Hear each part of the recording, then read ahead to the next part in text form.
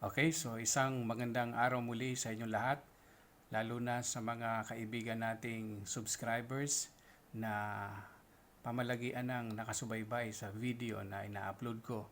Sana kung papaano po kami nakatutulong sa inyo kahit papano dahil narito na kayo sa channel na to at free o libre naman ang mga ganitong tutorial bilang ganti sa suportahan nyo sana kami para sa paraang ma-share ninyo ang video na ito sa Facebook para marami pa ang makinabang. Okay, so ang lesson na to ay continuation pa rin ng Arabic joining letter na kung saan ito na ang part 5, ang pinaka simpleng paraan ng pagsulat ng mga letters sa Arabic upang makabuo ng isang salita o word sa Arabic. So ano-anong mga letter na yan pag-aaralan natin o gaya ng inyong nakikita nyo dyan. Ito yung fa, kaf, lam, at yung kaf. So gaya nga ng madalas naming ipaliwanag, lalo na doon sa mga bago lang sa channel na ito. Itong mga nakikita nyong mga letters dito, no? 28 letters yan. So kung ito ay part 5 na, halos papatapos na tayo, no? Halos lahat na ng mga letters ay naipakita na namin kung papaano isulat yon. So sana yung mga naunang video, sundan nyo yon. Ang pinakamahalaga doon yung Arabic alphabet at yung vowels para pagka nakita mo ito ay madali mo siyang maintindihan. Pero alang-alang sa pagkaunawa ng mga bago, no? Itong mga nakikita niyong letters dito, ito ang ibig sabihin nito ay initial. So ibig sabihin sa pagsisimula ng pagsulat ng letra, kung gagamitin mo yung fa o letter F sa English alphabet, ganito ang magiging hitsura niyan. Sa middle, ganito niyo na siya makikita pagka siningit na sa isang word. At sa final o sa last part ng isang word, makikita nyo ganito ang pinaka-form ng fa. Ganon din yung mga makikita natin dito. So, gaya ng mapapansin ninyo, itong dalawa, kaya nga pinagsama natin, ay halos magkakaparehas o magkakaugnay. Ang pagkakaiba lang yan ay halos yung dot. Ito una, isang dot lang. Itong kaf ay dalawa. Ito yung fa ay isa. Ito din yung lam.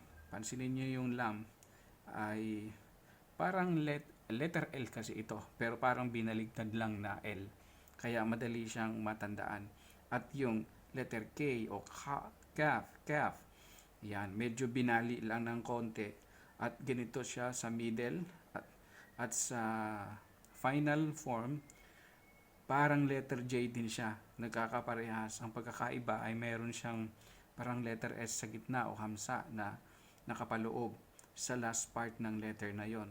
So ito, makikita nyo yan ang mga isolated letters.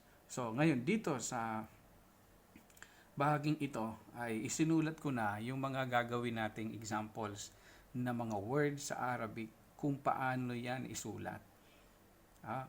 I-transliterate natin, translate natin yan, no, sa Arabic kasi nga ang topic na to ay Arabic joining letters. So i-join natin yung mga letters na yan sa pamamagitan ng paggamit nito sa beginning, middle at end. So ang unang example natin ay yung fa'ar. Paano natin isulat yung fa'ar? So ganito yan. So letter F, ito. So ano yung beginning? Ganyan. So ganito nating sisimulan. So yan. So fa. Itong A na to ay sign lang yan mamaya. So since ay long vowels yan, fa'ar. So yung alif, alam nyo na itong alif na to. Sa right side pwedeng ikabit yung alif, pero dito sa hulihan, sa left ay di pwede. So kung ito ay ra, ang ra ay ganyan. Hindi natin pwedeng idugtong o i-join kasi disjoint letter yung alif maging itong ra, no? So yan ay fa'ar. So ang ibig sabihin ng fa'ar ay rat o daga.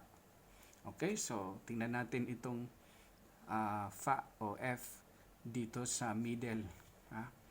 Yung word na gagamitin natin ay muftah. So, ang muftah, paano isulat? So, letter M, mim. Okay? So, siguro dapat nare-review nyo na. May idea na kayo kung paano isulat yung mim.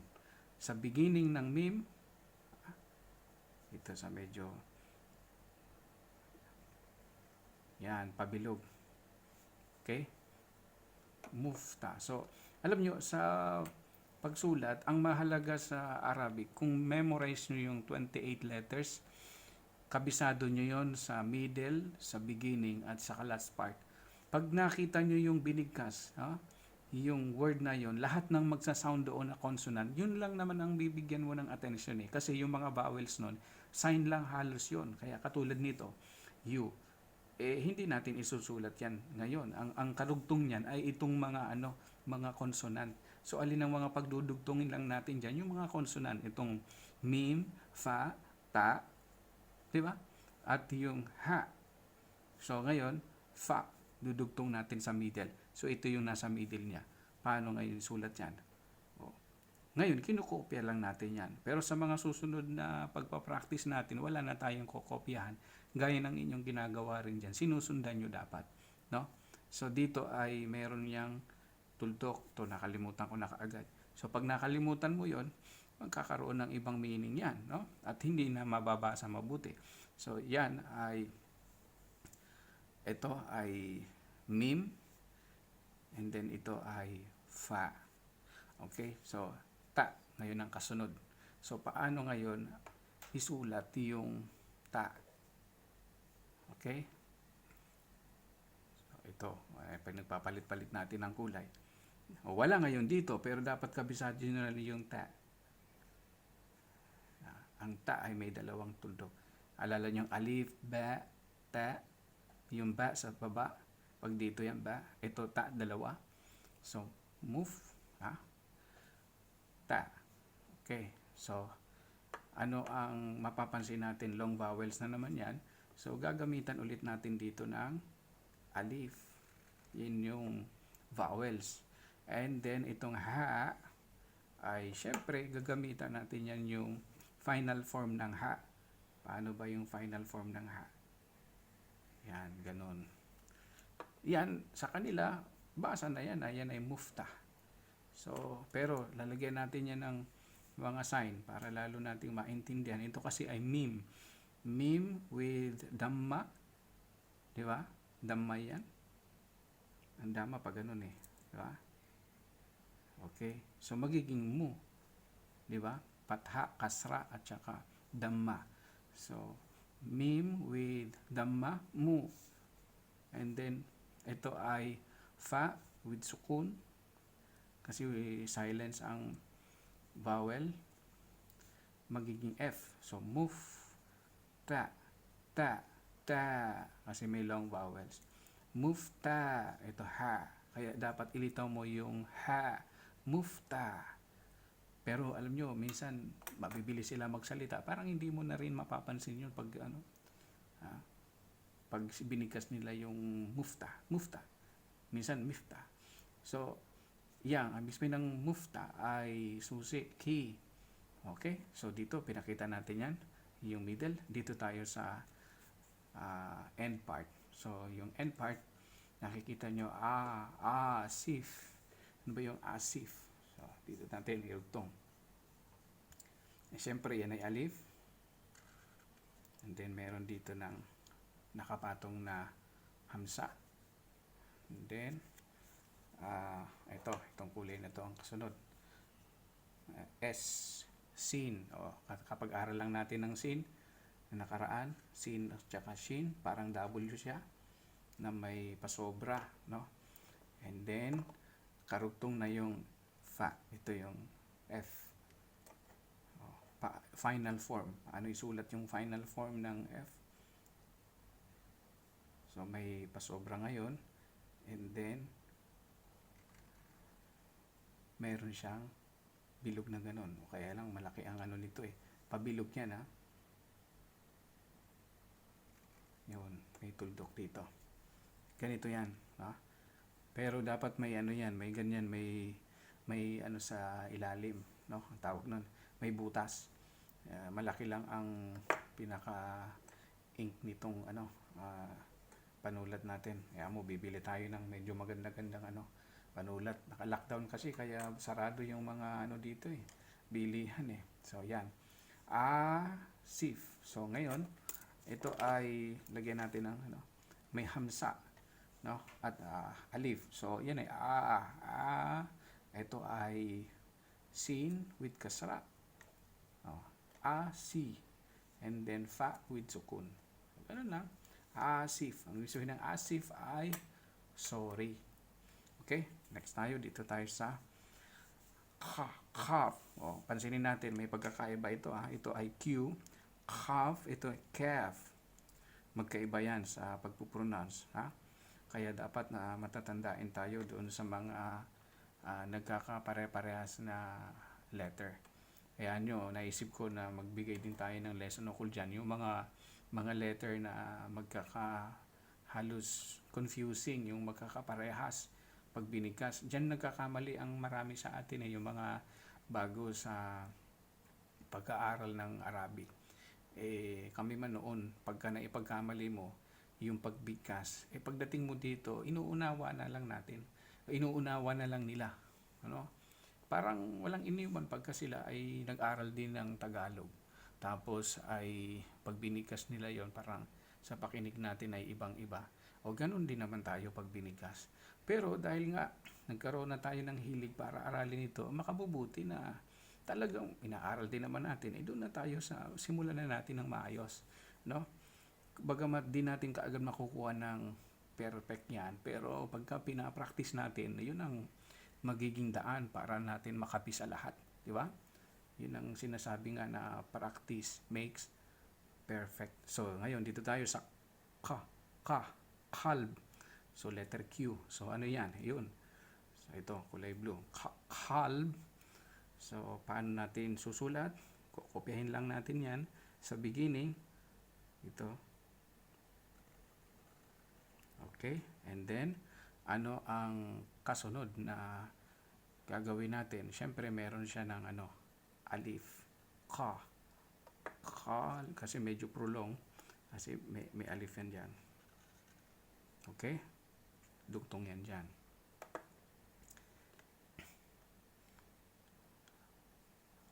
I'm sorry. Yan ay, ano pala to? Hindi siya long vowel, say kalb.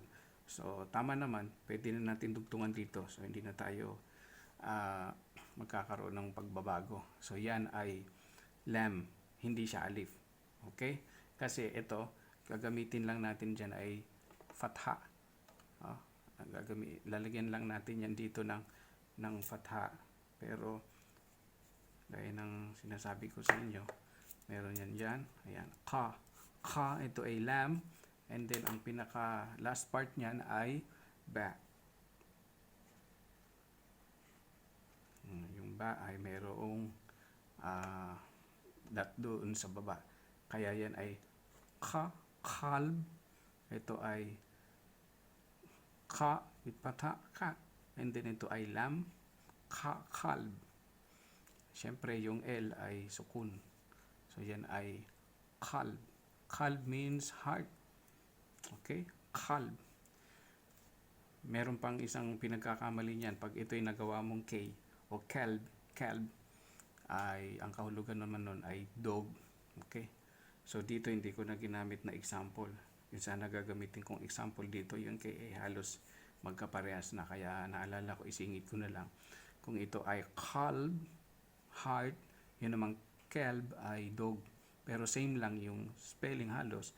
Palitan lang yan ng ganito. Itong Q, gawin mong calf. So, yan. Another word na natutunan natin. So, dito na tayo sa sunod. Yung thakil. So, yan ay tha. So, ito. Red ang gamitin natin.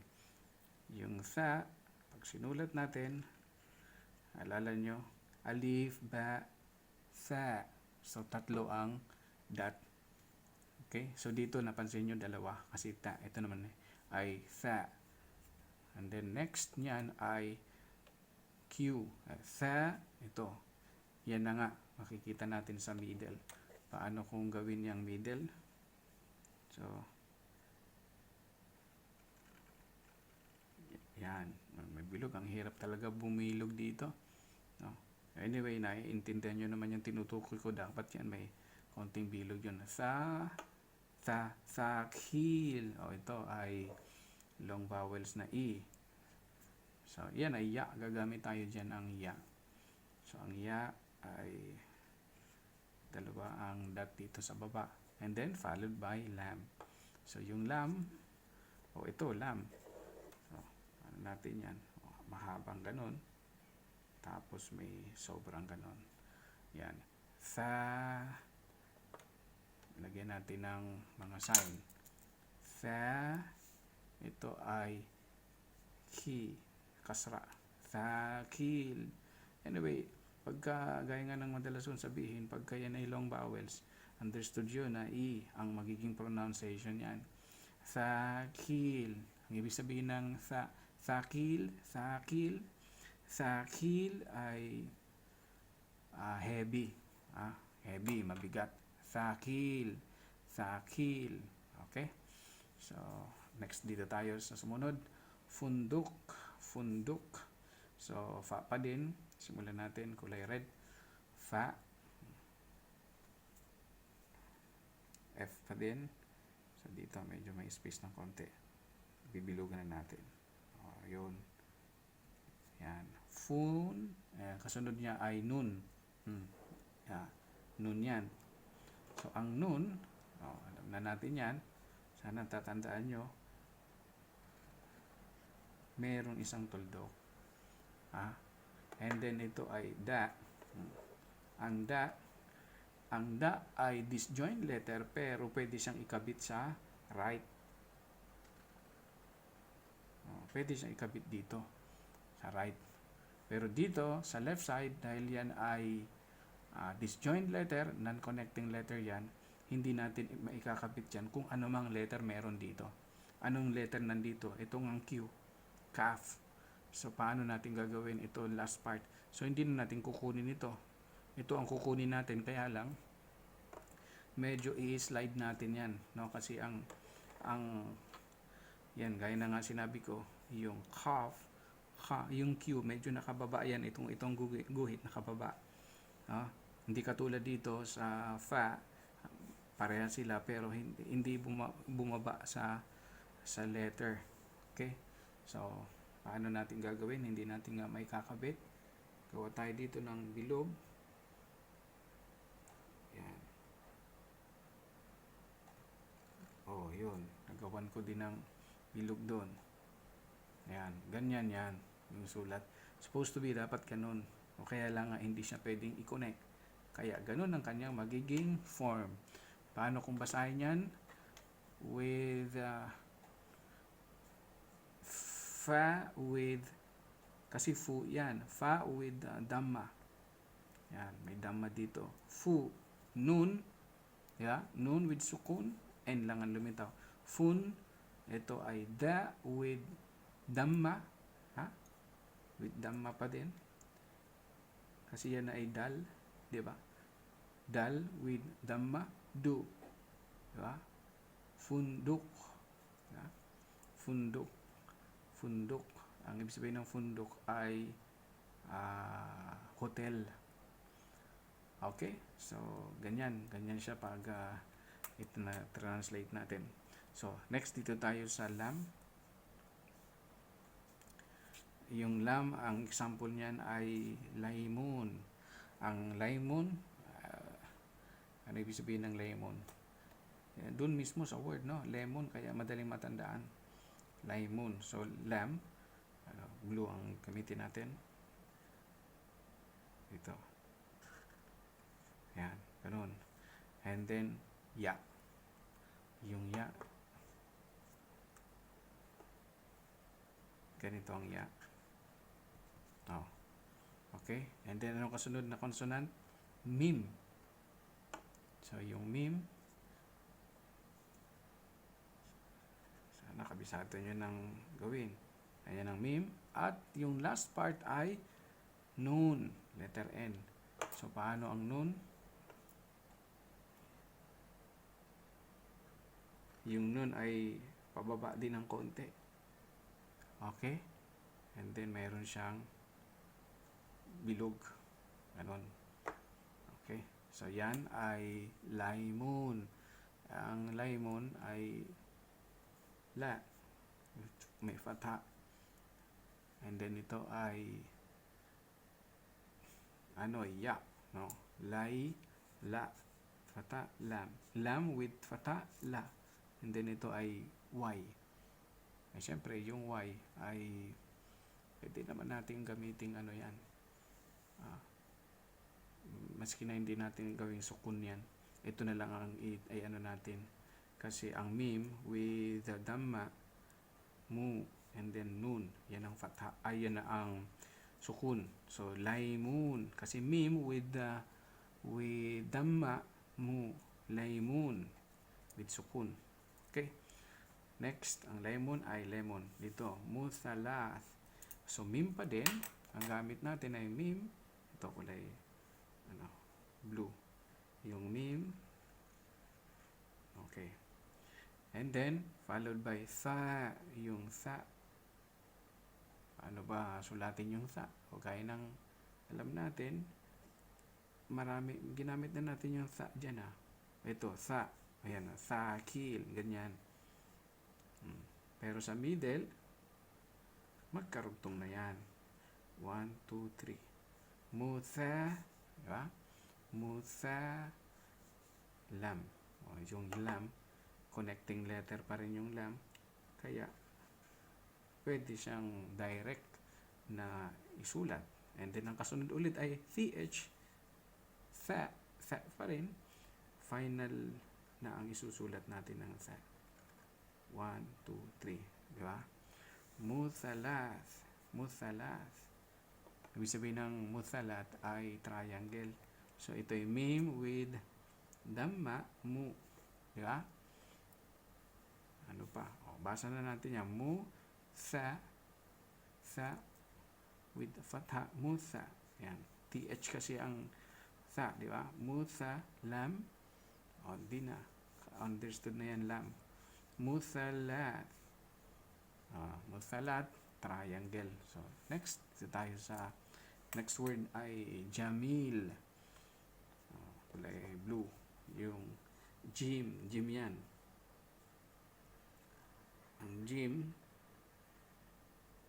hindi ako ganun kagaling magsulat ng jim. Hirap pag malaki. Kung ballpen naman ang sulatin natin, minsan hindi kasi makita dito sa video. Kaya ganyan ang jim. Jamil. Okay? So, gamit tayo ng mim ulit. Okay? Yan. Followed by long vowels na i. Ganun na naman. Dalawa dito. At yung pinakahuli ay lam. Yan. Subrayin natin ng konti. Yan. Jamil. Ngayon, lagyan natin ng fatha. Ja. Mim. Mim with kasra. Mi. Ito ay i. Long vowels na i. Jamil. Ang ibig sabihin ng jamil ay beautiful. Maganda. Minsan, pagka in-address mo sa babae, sabihin mo, Jamila. Inta Jamila. Wallah. Kaya lang, medyo maingat ka sa pagbigkas o paggamit ng mga ganong salita. Kasi once na in-appreciate mo ang isang babae na Arab, iba ang kahulugan nun. Parang baka mapagkamalang may gusto ka, ay bawal yun. O kaya, depende yun sa sasabihan mo. Minsan nagiging kaibigan mo na, lalo na doon sa panig namin, kung ikaw ay teacher o estudyante mo na yun, bagamat di pa rin pwede, pero minsan kasi parang ang turing na rin sa iyo ay magulang, ayun, pwede mong gawin ng ganun, na mabiro mo, Jamila, kasi once na na-appreciate mo sila, isa sa kanilang pag-uugali ay masayang masaya sila sa ganun bagay. So kung gusto mong kunin ng loob ganun salita, kaya lang yung mga ganito, advice ko ay wag mong gamitin sa kanila lalo na pagka halos di nagkakalayo ang edad nyo, ay baka mamaya ay magkaroon ng ibang kahulugan, ay makabubuting wag mo nang gamitin. At least alam mo lang na pagka ginamit yung ganong word na Jamil o Jamila, ay maganda ang ibig sabihin, beautiful. Okay? So dito tayo sa next word, sa kaf. Tapos na tayo sa lam, kaf. Yung kaf ay ang gagamitin natin ay yung word na khabir. Khabir. So letter K yan. Okay? Ganun ang sulat ng K. Oh, napakadaling sulatin, no? Letter K. Ito, ba. So yung ba, alam nyo na kung paano isulat yung ba. Isa lang. Pag dalawa yan, ay magiging ya. Okay? Sa gitna isinusulat ay nilalagay yung tuldok niyan. Ay ito, long vowels na i. So, yan, dalawa. Tingnan nyo, parang parehas lang. Pero dalawa yung tuldok. Di ba? And then followed by ra. O yung ra, pwedeng i-connect sa right side kasi bagamat yan ay disjoint letter, pero sa right side pwede siyang ikabit, no? O, pwede pa ganun, nasobrahan yun doon. Pero ganun yan. Kabir. Kabir. Ibig sabihin ng kabir ay malaki o big. Kabir. Ayun, lagyan natin ng mga sign. Ka with fatha. Ka. And then ito ay ba with kasra. Dito na lang. Sana nakikita nyo pa. Ba with kasra. B. And then ito ay long vowels na i. Khabir. Ra. Ra, sukun. Khabir. Okay, next dito tayo sa makan. Ano yung makan? Makan. Ang pag-pronounce niyan ay makan. So, mim pa din ang nauuna. So, ito naman blue. Teka, nagalaw.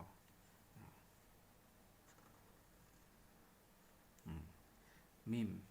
And then followed by ito, ka.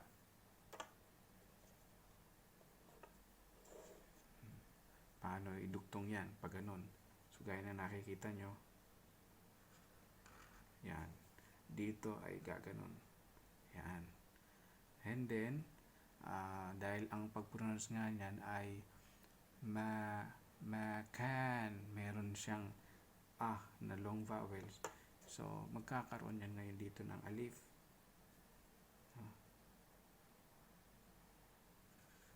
Yun. And then, ang sumunod ay yung nun. Yung nun, alam naman natin, lumalampas ang nun eh. Dahil alif hindi pwedeng ikabit, so dito ngayon ito puporma. Yan.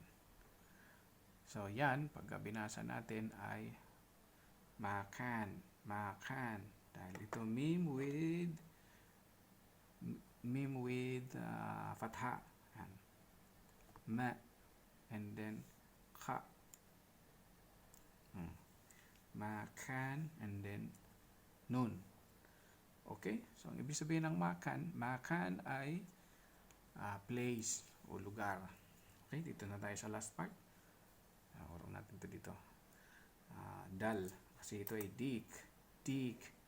So, ang word na susimulan natin ay dal. Ganun ang dal. Sana tandaan nyo yung dal. And then, hindi siya pwedeng ikabit sa kasunod na long vowels na ya kasi ito ay disjoint letter.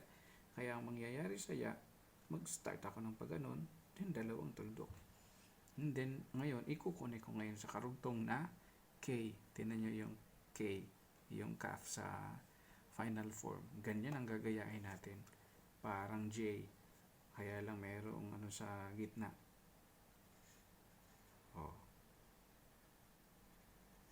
Anong pagkakaiba niyan? Meron dito ng hamsa. Dik. Long vowels na i-chi. Parang iba nga pag narinig ko, jik. Puro na dal kasi yan. With ano yan dito? With kasra. Para ma-pronounce yan. Jik. Ang ibig sabihin kasi ng dik ay tandang o roaster. Kasi yung chicken ay the judge o the jaja. Oh. Ito naman ay dick, natural. Dick yan ay talagang tandang yan o roaster. Oh, okay, natapos tayo sa part 5. Sa mga susunod na araw ay upload ko na yung pinaka last part ng Arabic joining letter. So isang-isa na lang kasi 6 na na part. Nagsimula tayo sa part 1. Ang inuna natin doon sa part 1 lahat ng mga disjoint letters. So 6 yun. Sinundan ng 2, 3, 4, 5. Mga after 2 days ay abangan nyo yung part 6 ay halos ginagawa ko na. Para move na tayo doon sa next letter na medyo may magagandang letter na nire-request o sinasuggest ng iba. So okay, maraming salamat doon sa mga nagiging katuwang namin sa pamamagitan ng pag-share ng mga video na to. Napapansin namin na daragdagan yung mga nagsasubscribe at yung iba talagang pinapanood. Nakikita namin doon sa watch time yung mga Arabic ay yun ang pinakamaraming view o watch no? Kasi siguro marahil ay yung mga na natin subscriber ay talagang talagang hindi ini-skip, tuloy-tuloy talaga nilang pinapanood, no? Okay, so maraming salamat doon sa inyo. Sana ay sa panahon ngayon nasa mabuti kayong kalagayan. Okay, yala natlaka, masalama.